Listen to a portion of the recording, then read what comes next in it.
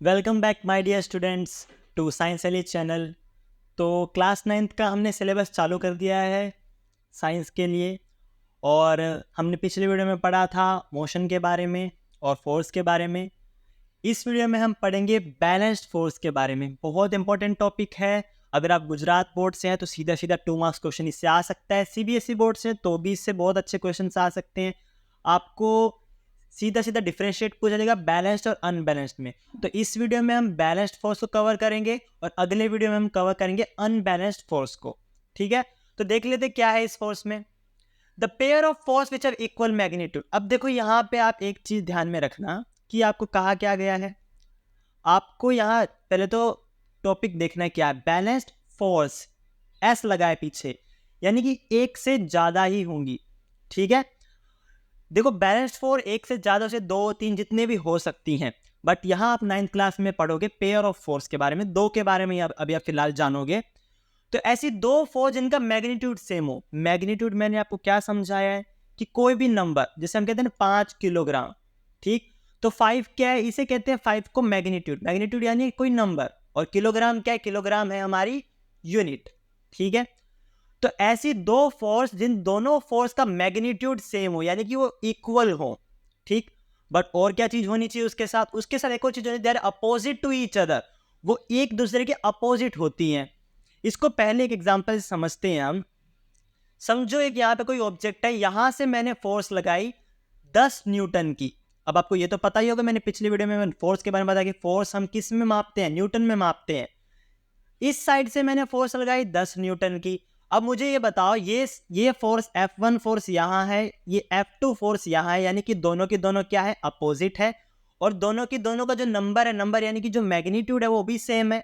Magnitude same है, opposite है, यानी कि ये बैलेंस्ड फोर्स है। अब इस बैलेंस्ड फोर्स से होगा क्या। अब देखो यहां से उतना धक्का लग रहा है, यहां से उतना धक्का लग रहा है, तो ऑब्जेक्ट बीच में ही रहेगा, कहीं मोशन नहीं करेगा। तो ऐसी फोर्सेस जो टोटल होके जीरो बन जाती हैं।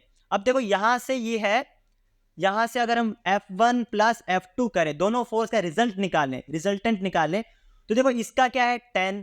पर फोर्स में आप याद रखना, आप डायरेक्शन के हिसाब से साइन दोगे। ये फोर्स अगर इस डायरेक्शन में है, ये उल्टे डायरेक्शन में है, उल्टे डायरेक्शन में है तो हम इधर लगाएंगे माइनस, और इसका कितना है 10, इक्वल टू टोटल फोर्स हमारी आई 0।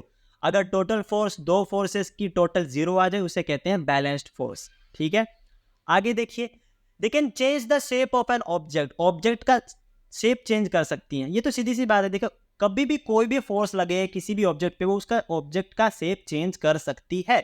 समझो बीच में आपने बलून लिया, आपने यहां से हाथ से उसे दबाया, यहां हाथ से उसे दबाया, तो बलून तो सीधी सी बात है वो हिलेगा नहीं क्योंकि बैलेंस फोर्स है, बट उसका शेप तो चेंज होगा। ठीक, आगे देखते हैं, they do not make the object to move, no change in state of motion.